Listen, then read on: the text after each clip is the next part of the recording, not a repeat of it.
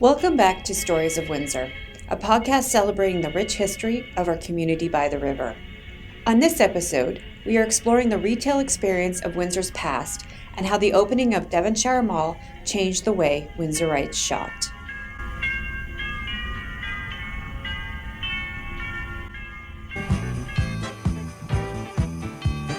It's the everything place, your Christmas value place.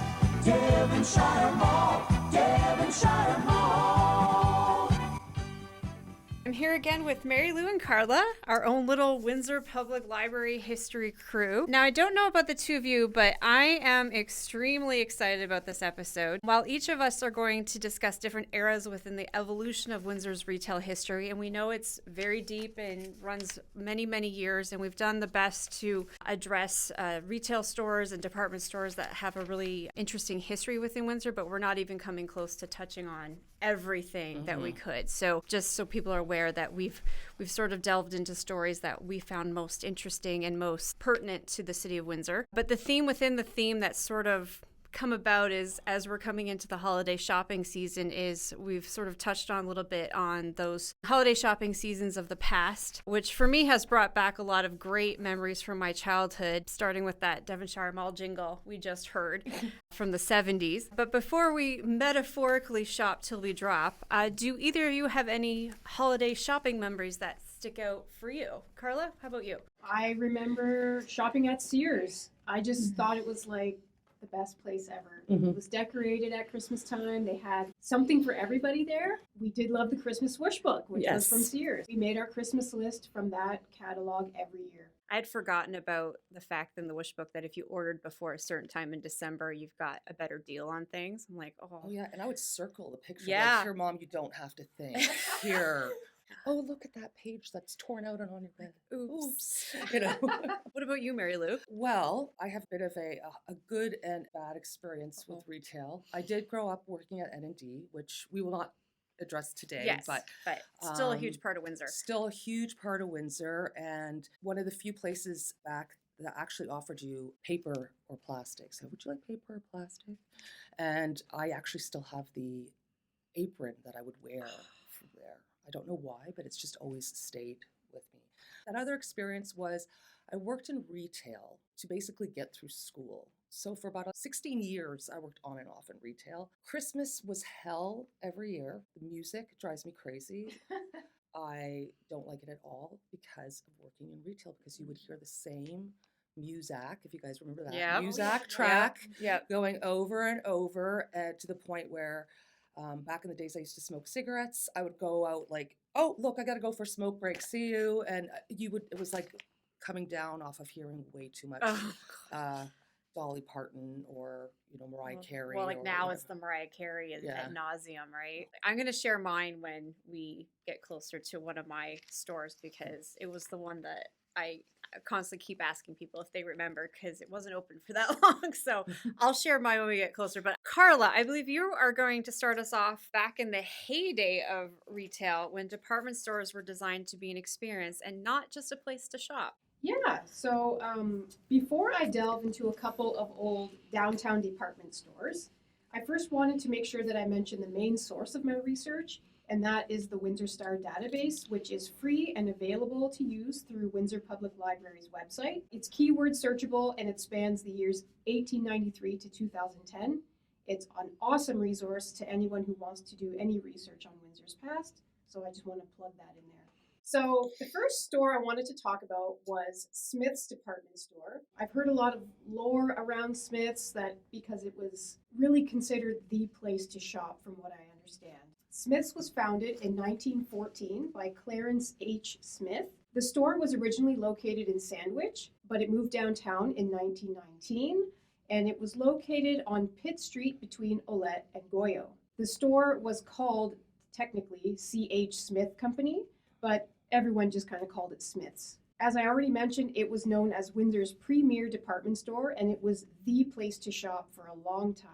This was a place where customers could purchase fine goods and imported items. The fur department was the store's most popular in the 1930s, but you could also purchase fine glassware, china, draperies, all kinds of stuff. It also boasted expensive perfumes that apparently were very popular among American shoppers. Most goods were products that were made in Canada or in England, but there were quite a few imported items as well, and they employed import experts on staff, bringing in items from Asia and other parts of Europe like France, Belgium, and Switzerland. Advertisements from the 1930s boast about the store's corset salon, which I got a kick out of. This is where women could purchase these uncomfortable undergarments. It just really points to what a different time it was. I was just thinking that. I was like, Yes. oh, we've come Yes. far. Oh, yes. Yeah, it was a different time for sure because Smith's, they had a button counter which promised to have a match for any button you could ever want or need. You know what I'm picturing is the department store in A Christmas Story, where they go right before Santa, where Yeah. it's like glass cases. That's what I'm picturing. Like the Yes. old Eaton's downtown and in Toronto. Like that's Yes. what's in my head. I found this little tidbit very interesting about Smith's. They had a small lending library available to customers in the 1920s and 30s. In 1939, they offered a collection of 1,500 books to patrons aged 16 and older, and they could rent these items for a straight fee of 3 cents per day. The librarian there, whose name is Miss N. Rosser, notes that the library was well loved and well used because there are so many people in the city who love reading but can't afford the high prices of purchasing a brand new book. And I wonder if these customers were aware that just over on Victoria Avenue they could borrow books for free at the Carnegie Library, but I digress. Nice plug, Carla. Yeah. Something that stood out to me when I was researching old department stores was their focus on keeping the customer in the store by offering a variety of services to make them feel comfortable. In 1922, Smith's installed a soda fountain that remained a big hit with customers for decades. An ad from the Windsor Star in 1954 promotes the store's free parking, luncheonette, writing desk, beauty shop, postal service, gift wrapping, restrooms, and customs information booth. This suggests that Smith's likely had a big clientele from the US if they needed a customs booth right in the store. Smith's remained a fixture of downtown Windsor, but they opened another location at the new Devonshire Mall in 1974, but it didn't last long.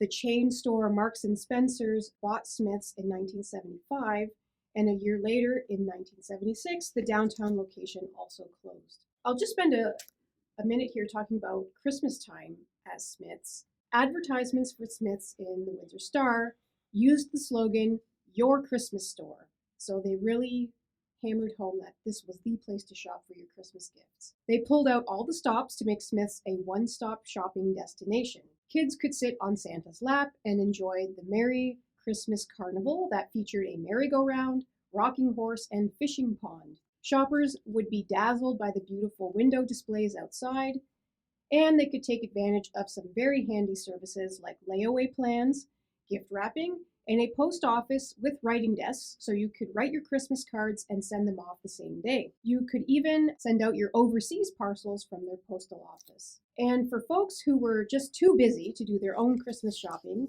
Smith's even offered personal shoppers to take care of it for you.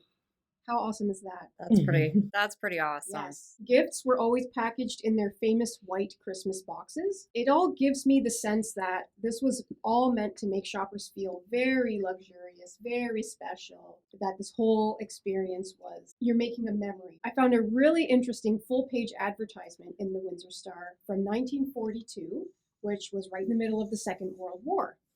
The ad, which is dated November 21st, asks shoppers to shop early because of merchandise and staffing shortages. It says, quote, "In the past, we've had plenty of extra salespeople for the Christmas season.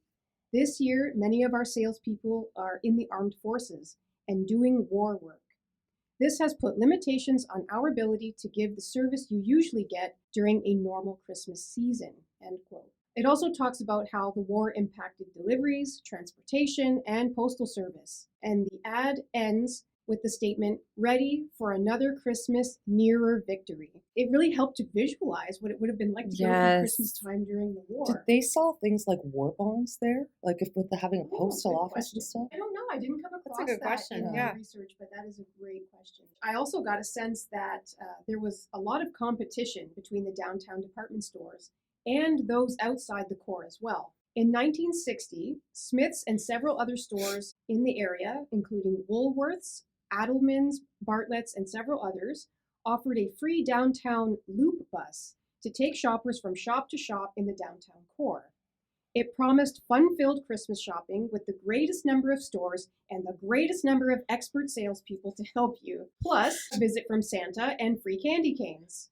So I really get the impression that Smiths tried to make Christmas shopping an experience to be enjoyed, which I find to be a very far cry from the reality we face these days. I don't know about you, It went from being like this big production to like being herded like cattle through a store. Yes. All right. So that's all I have for Smith. So I'll discuss another popular department store that didn't arrive in Windsor until the 60s. It's called Steinberg's Miracle Mart, but most people just called it Steinberg. It opened its doors downtown in 1967.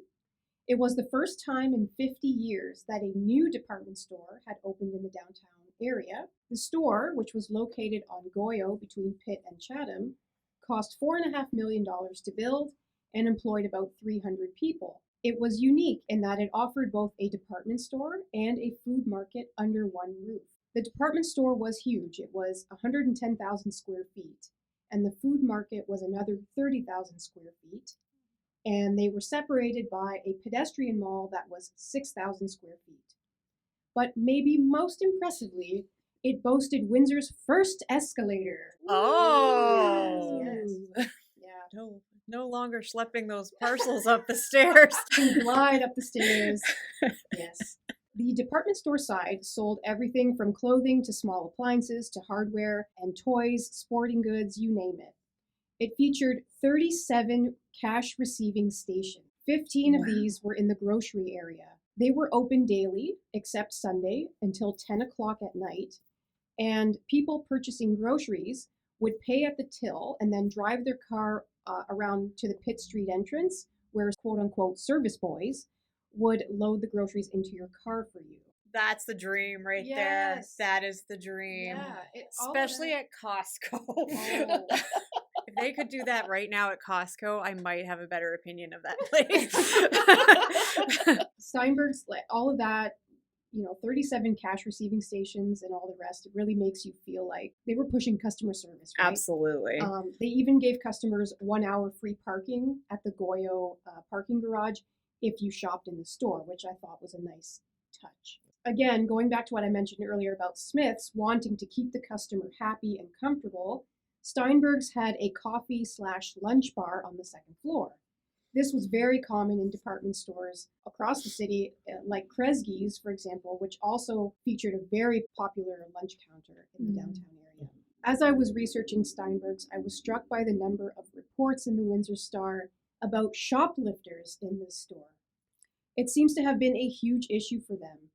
I probably read a dozen. People stealing mostly small things like toothpaste, razors, gloves, stockings, things you could hide away easily. Yeah. It makes me wonder if it was the size of the store maybe that made it quite unruly to deal with. Yeah. How to handle all these shoppers. A second Miracle Mart opened at the new Devonshire Mall in 1973. But at the downtown location, the department store portion of Steinberg's closed in January of 1974, noting that the store had experienced significant financial losses since its opening in 1967. Their public relations specialist noted that the store never met the goals it had set out for itself at the beginning, likely due to a bad location. The grocery section of the store remained open another year or so until 1975. But I personally think they created their own competition by opening the Devonshire Mall location. I was just thinking that, Carla, Yeah. because I'm like, all these correlate between the first few years after the mall opened. These businesses are Yes. closing. The timeline makes a lot more sense now because Devonshire Mall opened in 1970. Yeah. and Tecumseh Mall opened in 1973. And now these things are shutting down in 73 and 74 and 5. Steinberg's at Christmas time, I get the sense that compared to Smith's, which prided itself on selling refined, high quality goods, Steinberg's was more about convenience and basic necessities. As a result, I don't find very much about special services offered at Steinberg's around Christmas time, except for the obligatory visit from Santa. In fact, one news article on Christmas Eve, 1968, reports that, quote, a motor cavalcade escorted him, Santa, from the airport to Steinberg's, end quote, and that he listened to the requests of over 2,000 children who, at an average of 40 pounds each, made Santa's knees very tight. And Santa noted that his favorite request was for peace in Vietnam, which is a definite sign of the times. Times for sure. Yeah. So, Mary Lou, you're going to tell us about a scary and rather traumatic event that happened at a department store in the downtown core. Yes, I'm actually going to speak about, at the time in 1960, was the second worst tragedy to happen in Windsor, and that is the Metropolitan store explosion. On October 25th, 1960, and just as a side note, they had already put out their Christmas advertisement in the paper that week, which, Oh, really? yeah. Just after 2 p.m., the building exploded. 10 people died and 100 people were injured, 83 of them seriously. I'm going to probably address more, not just the store tragedy, but what happened outside of it and what happened kind of after it. Basically, what happened was there were workers fixing the furnace in the basement, and one of them left a gas line open. It was ignited and blew out the back wall, causing 2 floors to pancake into the basement. Walt McCall, who was a 22-year-old rookie reporter for the Windsor Star, it was a Tuesday. He usually worked night shifts, and he thought, I'm going to go downtown because it's right next to the Windsor Star, basically, is where this is, very close to it. He's like, I'm going to do some shopping. He looks up and he just sees smoke. He didn't even hear it, but it was that loud. It was that forceful. It blew out windows on the opposite side of the street. Some of the cars that were parked there, like solid brick, somebody dumped a whole bunch of bricks and glass onto cars. There are cars that had huge chunks of paint ripped out of it. Just the insanity of the scene itself. Within 30 minutes, they already had fire department, police, ambulance services. The Red Cross was being called. St. John's Ambulance set up, I think, at least a dozen tents in an alley close by to take care of all the people being injured. This happened moments after hundreds of people were in the area, which shows you how popular it was. Yeah. And they all came into the area and they started helping remove the rubble and they were literally handing bricks to each other to dig out people that were buried. And you could hear people crying or asking for help. It's interesting when we see this tragedy in the Windsor Star, which is where I also got the majority of my information, although I did use a couple of CBC videos as well. It's interesting to note that the entire city just said, okay, we've got to do something right now. There was no, check like, okay, is this department here? There was no paperwork. It was, let's just get this and take care of it. That is what the newspaper reporter, Walt McCall, who was 22, said. He said that it was completely obscured in smoke. And he came onto the scene and he just saw bodies all over Alette Avenue. Oh, jeez. Yeah. And he said it was horrific, the scene. And so you couldn't tell the dead from the injured. It was pretty awful. When we talk about what happened here and how awful this was, we rarely speak about what happened after everyone and all of the situation took place. We don't talk about the inquest. We don't talk about the lawsuits that took place, and they did. So I'm going to spend a little time on that, but first I'll go into the history of the company just briefly. The Metropolitan Store was on Olette, and it was there long before the location that exploded. It was down the street, basically a block away. And it also housed a billiards club upstairs for private members. It had a cafe. It was really a beautiful building. It was probably in between Steinberg's and Smith's, kind of like what we would refer to as like a Woolco. But they also had this amazing restaurant. They had all these wonderful things and amenities. But that location, because of the club upstairs, got set on fire and had a $35,000 fire in it in 1942.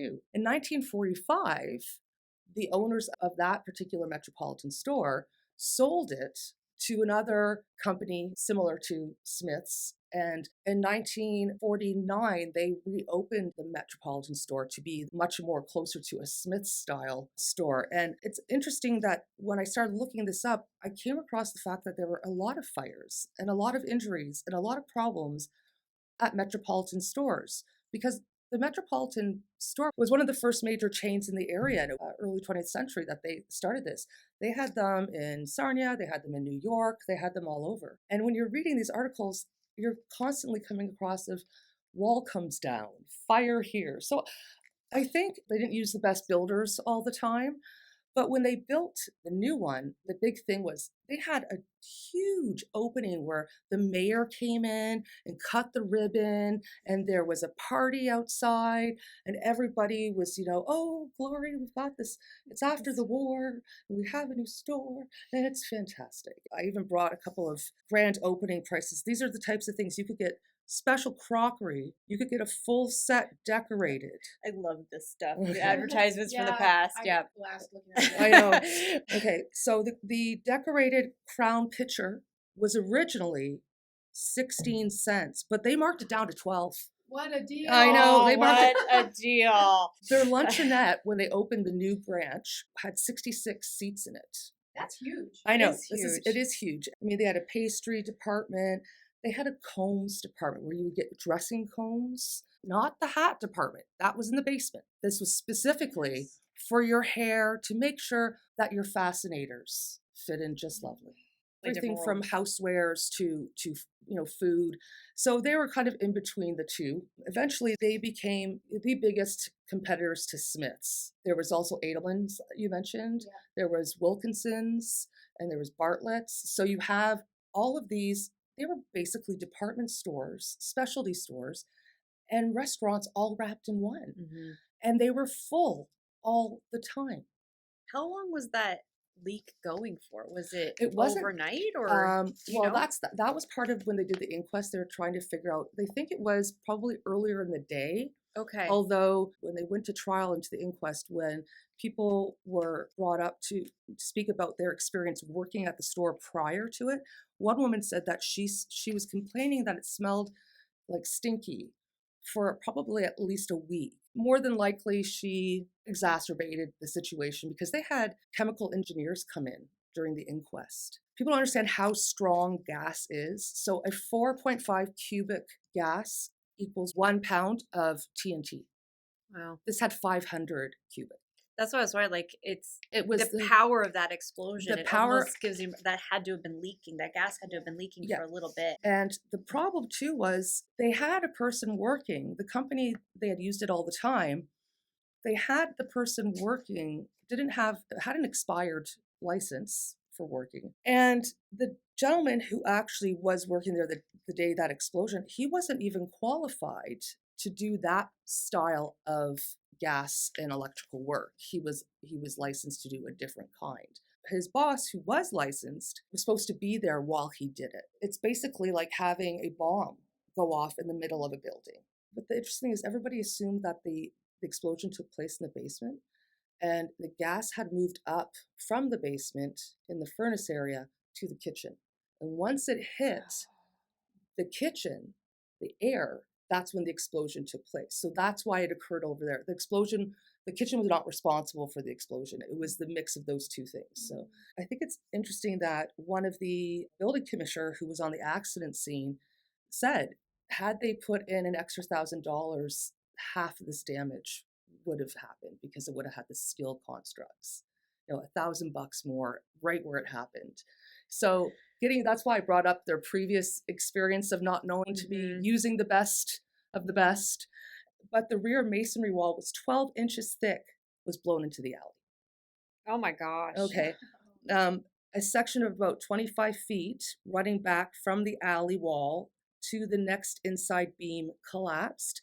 swung down like a hinged door and basically prevented any rescue crews from going into that area because anybody who was behind there was essentially blocked in entirely. By about 5:30, this happened at 2 p.m. Around 5:30 in the morning, the police chief and some of the other city officials said they had to wait to get reinforced because the two floors that had collapsed on top of each other were starting to split down the middle. The company Moir, M-O-I-R, Cartage, came in, brought in some steel beams so that they could prop it up. Now, just think about the fact that there were 100 people injured.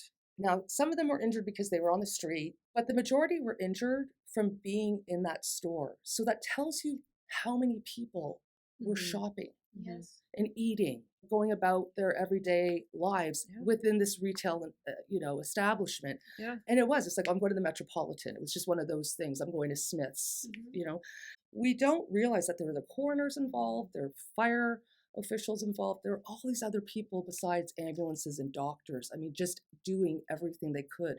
By the time they were able to reinforce it at 8:30 in the morning, they cleared out as much as they could. They realized, okay, wait a second, what happened here? We need to find out for sure what happened.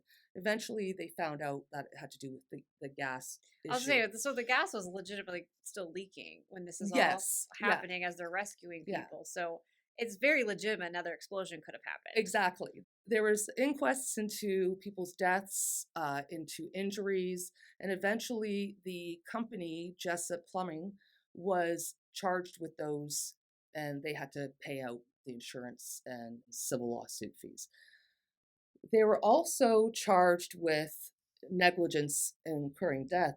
And between the two gentlemen that were working there, it was only the manager or the person in charge that ended up getting sentenced with a crime. He got a 2-year suspended sentence and a fine. And the other man was really he was just like your typical guy coming in to help you out. He was found not guilty because he really didn't know. He was being told to do something and he was doing it because his boss told him. This was a world covered event. Eventually what happened out of this tragedy, there were whole new laws incorporated. People had to learn and take special programs through Ontario to learn to be a gas engineer or someone to work in that field. But when they reopened down the street a few years later, they went through the same thing where it was, let's do a ribbon cutting and let's do this. Like there was no, let's remember about the people who were injured or this tragedy that happened before. And they eventually went out of business. People loved that business so much that they went back after all of this happened because they didn't believe that the company itself was responsible, which, is debatable. But it also brought in the fact that there were these arguments between different groups. This person said they should have stayed longer. This person said that you should have done a different test. And then for years in papers, they would say on this day is the anniversary of this. And they would talk about how there were lawsuits and people began to really take their own personal issues with companies out on each other. People were getting sued more. There were new legislation put in through the province. All of these changes took place because of the result of not only the explosion itself, but the inquest that followed, because it came out with recommendations. The story didn't end after October 25th when it happened. The story actually continued for quite some time afterwards. Going back to the point you said before, unfortunately, even in cases today, it takes a major tragedy for things to change and for people to go, wait, maybe we should reassess this and put in different regulations. And it sounds like that's like almost a textbook case of that. Absolutely. And it was a little bit different taking this approach because I always, when I've read it or help people who are researching it, it's always been the personal approach, meaning the victims, the tragedy of the people there, maybe the amazing community that came together. This chain, one of the first chains in Windsor, was actually responsible not only for a tragedy, but for a lot of safety and things too, which is kind of strange. But when they opened up again after, silver-plated tableware, $199, 4-piece set. Oh, let's get 6 sets. So from fires, from a billiard center to massive explosion, Metropolitan was not the safest place to shop. I found that really fascinating, and a few things stood out to me. First, as you said, the community responding so quickly. Yeah. That was just unbelievable to me. And number two, the good things that came out of it, Mhm. changes in legislation, that's a positive. But also the fact that the Metropolitan didn't take the onus for this Yeah. tragedy. Yeah. It was sort of like, They're the ones who hired the person to come in. Now, technically, Union Gas was the one responsible for the hiring. They're the ones who gave them the list of people to hire. Mm-hmm. I don't think that the company who made the mistake, intentionally just said, oh, I don't care, we'll just leave this for tomorrow. I don't think they were being lazy or anything. I just think that it was very easy to take a faster road. There was an inquest on Union Gas. There was an inquest into why, to the Ontario board, why didn't they have these regulations in place? Why wouldn't Union Gas be responsible? So there were a lot of smaller inquests that were done to find out why. And it was also the first time that someone got charged over something that just previously was established. It was called Section 78, and I'm not familiar with the law, but essentially it was a negligence clause when you're doing construction. Yeah. And the guy who did that, who was in charge, was the first person ever charged. Thank you, Mary Lou. That was Thanks. fascinating. Thank you. I appreciate your patience with me. Oh no, going on. the details of that story are very crucial too, because like you said, a lot of people are just, oh, it exploded and all this bad stuff happened. Mhm. But usually stuff behind the scenes doesn't get as much press time as it deserves and should, because that's where the real Well, story they rebuilt the unfolds. store too. Exactly. And now it's that it's that fitness center on Olette Avenue. Well, I'm going to switch gears a little bit, and I'm noticing the theme amongst us is with not only department stores, but this idea of grocery and all one-stop shopping, which essentially are what department stores were. But I'm switching gears because my story of remembering Christmas time and retail in Windsor actually goes around the Super Center. That sounds funny, I know, clearly.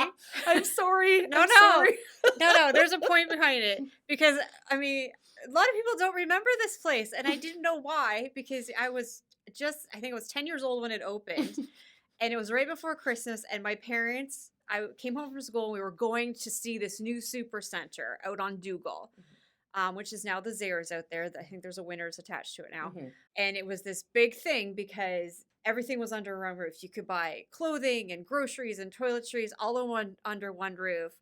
But the biggest thing was the employees wore roller skates. And I thought, as a 10-year-old, that was the coolest thing ever. you're like, this is my future This job. is my future job. Yes. Once I turn old enough to be able to work, I'm working here, because I was a figure skater at the time. So roller skating was not that much different. But I remember it was right before Christmas. The next day at school, I was like, oh my God, you got to see this place. It's massive. There's people roller skating, and you can buy milk, and then you can go buy toilet paper, and then you can go buy an entertainment system. I was being an advertisement for the Super Center, because I was just overwhelmed. When we were talking about this topic here, I just oh my God, the Super Center.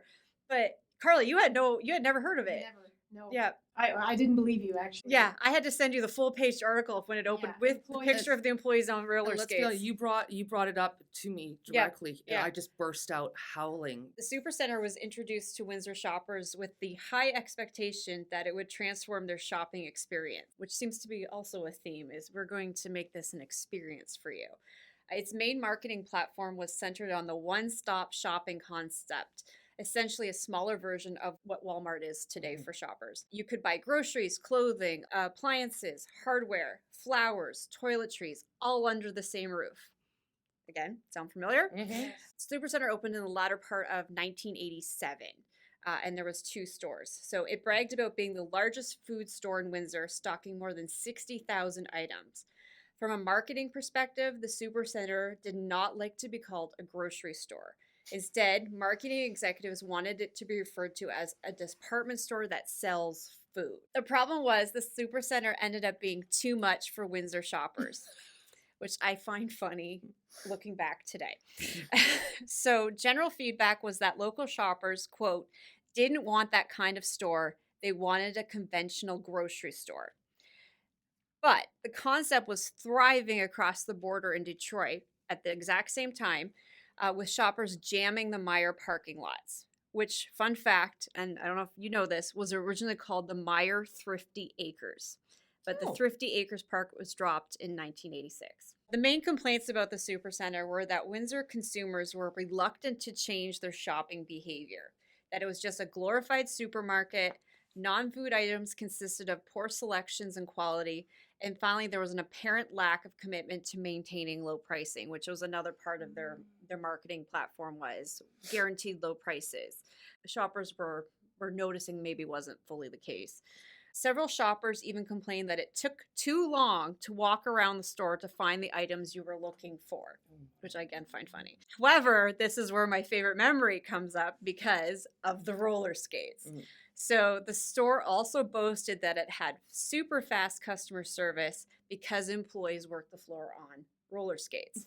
So if a checkout clerk required a price check or a customer needed to exchange an item, an employee could complete the task quicker on roller skates than if they were just walking. Anytime I think of the Supercenter, I think of those roller skates. Ultimately, a mere 8 months after it first opened its doors, both Supercenters, there was the one on Zayres that is now the Zayres on Dougal Avenue, and the other is Zayres Parkway, where the now Zayres Parkway off of Lausanne Parkway is. They were both shut down, which is probably why very few people remember it, because it literally was not open that long. Yeah, I was a teenager, so Yeah. for me it was, oh my God, this is so bizarre. Let's go see this. Yeah. You know, It was almost like an amusement thing. Like, Yeah. oh my God, you can buy what under one roof? Yeah, Like, okay, that if we was take the it. Dougal 6 there, we can get there, and then, oh, are they selling roller skates there? Like, is that it? Just, you know, it was just like, let's check this You know what? out. They probably did. Yes. There was probably a sporting goods section next to the bacon. Who knows? I remember when we would go in there, most of the time they didn't use like little stoppers to stop and give you something. They would just slide right up to you. And I always On the roller and it skates, would yeah. scared the bejesus out of me. You know?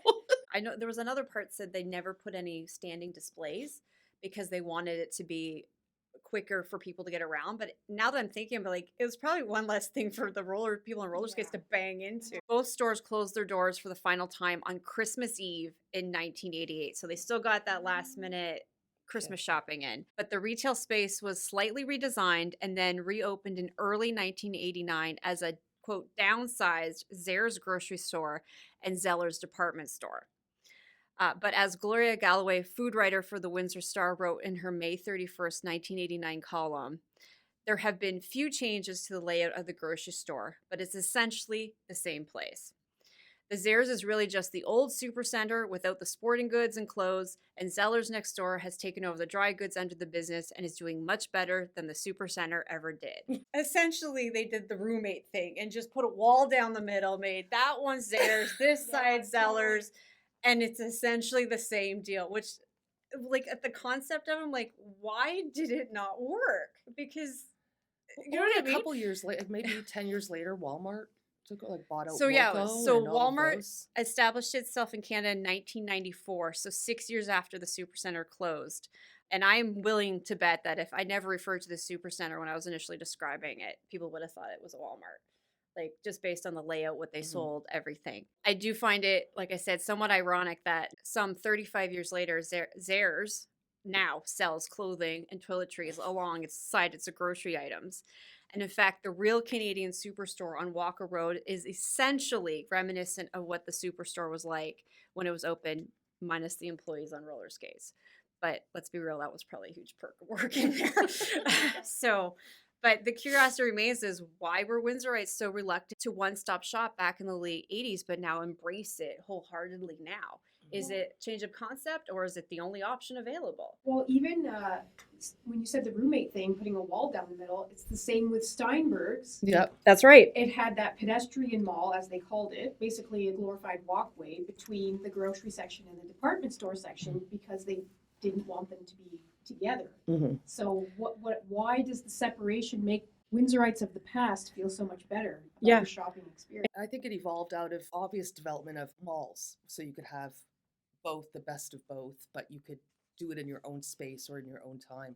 I mean, Windsor actually downtown had what we call the HMCS Hunter building. It was actually the location of one of the first, what we would call a mall. It was a new concept in that when that came out, it's almost like they wanted to go from like the Windsor Market to the department store. There's no space left for people to have business. It's so expensive.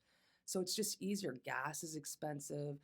finding a place to park is a pain. All those things. The mall gives that to you all. We could not do retail history in Windsor proper justice without talking about the Devonshire Mall. It literally changed the consumer landscape in the city for many decades. The official plans for Windsor's first interior mall were announced in June 1968, shortly after which building began on the 65 acres that housed the former Devonshire racetrack. And for those that might be interested in the history of the racetrack, there was quite a historical race that occurred. Ghost Road by Marty Gervais, we do have that book in the collection, has an excellent account of that race, and you can actually YouTube the winning race. Yeah. I recommend that for anybody that's interested in the history of the racetrack. But I did not know that it was built on the racetrack land. Now the name makes so much more sense. So the racetrack occupied the new mall's property between 1916 and 1939. The racetrack was well known during its heyday in the 1920s when horse racing was illegal in Michigan. People would flock across the border to Windsor to watch live racing. The mall is named after the track in what I would assume is a nod of remembrance to those famous equestrian sporting days. Fun fact as well, the current Roundhouse Center, located across the street from the mall, is named after the old Roundhouse building that was once located on the same property. So Devonshire Mall's grand opening took place on August 12th, 1970. At the time, the mall encompassed just under 500,000 square feet of leasable space and housed 70 stores and services.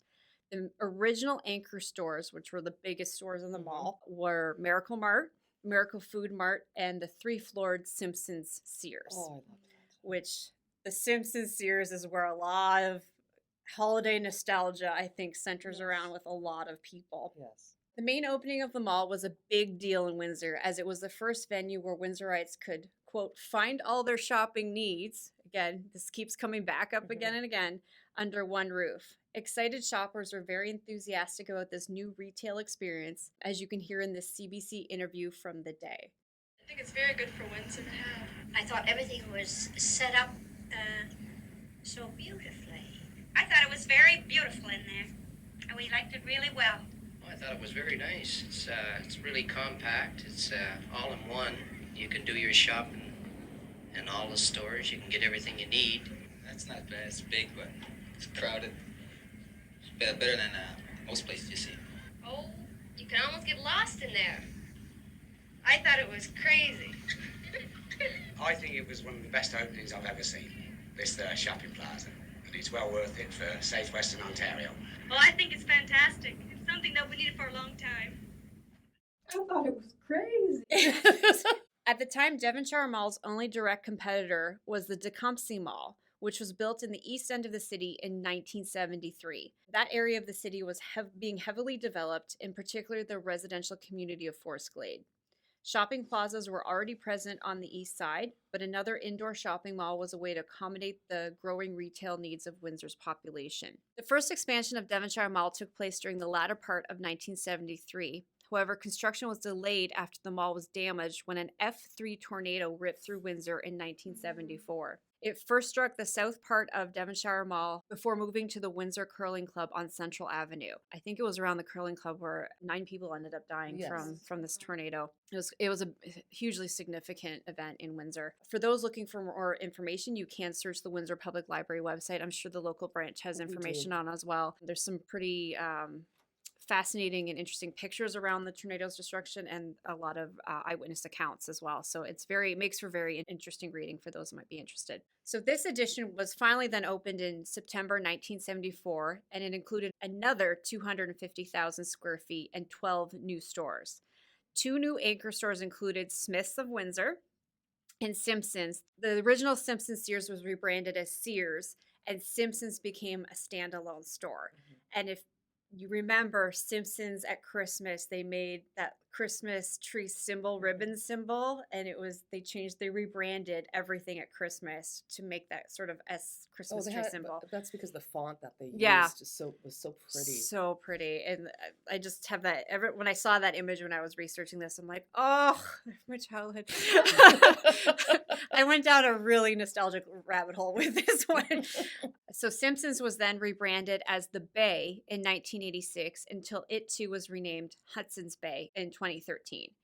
In November 1975, the British-based Marks & Spencer opened and remained there until the mid-1990s when it closed its doors for the final time. The The second expansion of Devonshire Mall occurred in 1984. It consisted of another 53,000 square feet, adding an entire new wing of stores. That expansion was when the famous food court was added. Yes, I was just gonna say that's when the food court. Yeah, that's when finally you could eat and shop. And Which so is going back to the old department store days. exactly. It's see, this is why it's so interesting to me why certain things are. But I think you're right, Mary Lou. It was people needed the mall. They didn't realize they needed this until the mall opened, and then unfortunately, the mall is what shut a lot of other places down. Mm-hmm.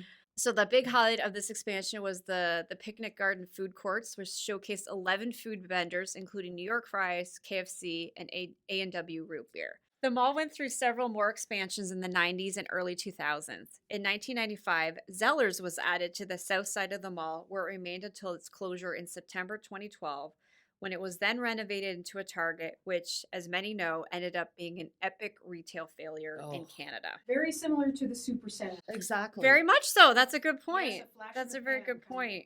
Yeah, but I think with Target, my understanding is they just couldn't, because of trade, and they couldn't get a lot of the products in Canada. So what we were used to finding when we went across the border to Target, we couldn't get here, and it was just a giant disappointment, and the prices were more, and Good intentions, but yeah, that's a good way of putting it. Good intentions to help out those Canadian shoppers, but when you live in a border town, it's sometimes it's just as fast to just go across. Yeah, exactly. The mall's most recent renovation was quite extensive and spanned several years. It included the new food court, the Metro grocery store, which took the place of the old Zellers / Target. And when the renovations were finally completed in June 2018, Devonshire Mall now encompassed just over 1 million square feet of leasable retail space. So we also can't talk about Devonshire Mall without taking a moment of silence for Sears. So Sears and its memorable holiday wish book, which, as we've talked about, was a huge part of the holidays growing up. So they closed its doors for the final time in January 2018. The space it occupied at Devonshire was utilized as a temporary COVID-19 vaccination center during the pandemic. I think it was a Spirit Halloween store at one point. I could be making that up. So this past summer, Devonshire Mall celebrated its 53rd birthday. It now has over 175 stores and is home to the only movie theater left in Windsor. I think the movie theater opened in the late 90s, I believe, so with the 12 screens. The mall has made attempts to cater to the changing trends in consumer habits in the past. One example is the 2006 gift card craze, which is highlighted in a very prominent Windsor Star article in December of 2006, where it's a big picture of people shopping at the mall, and it says Santa's bag full of plastic. And it was that tipping point where the increasing popularity of gift cards changed how people shop for the holidays to the point where they were less specific about what they bought, causing holiday sales to be extended over several months rather than isolated to November to December.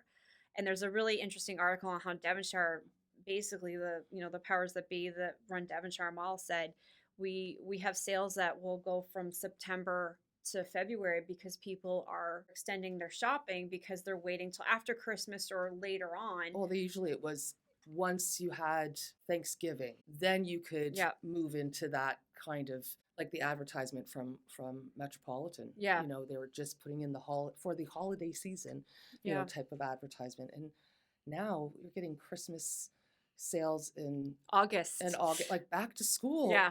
And shop for Christmas too. And yeah. Well, and that sort of brings up with my final point is, while it's not a direct comparison, the rise in, dare I say, society's increasing reliance on online shopping, what is the future of the mall? Because you definitely don't see that shoulder to shoulder crowd situation that you see, 70s, 80s, 90s. When I was a kid, and I'm sure this might be the case for both of you, is going to the mall was an event that included visiting Santa, and if you're lucky, a dinner out, went as a family, and it was a big family outing after school, and parents had to do what they needed to do, and you kind of, they dropped you off with Santa or dropped you off wherever, and you met up later and maybe had dinner in the mall, which was a big deal. But now online shopping makes sense with all these extended sales now, because anybody can log on at any point at any time of the year and do quote unquote holiday shopping. You just mentioned something that kind of popped in my head. It kind of goes back to Smith's. when I look at old advertisements or old articles of shopping, men and women are dressed so beautifully. Yes. Everybody looks great. You would see like these advertisements for Gervais furs, or people would be in front of this store and it was someone with like a beaver fur collar coat, Yeah. just window shopping. And Yeah. when the mall opened, that kind of came back because all of a sudden, like at least in high school, you would dress up to go to the mall Yep. and see who else was there. Yep.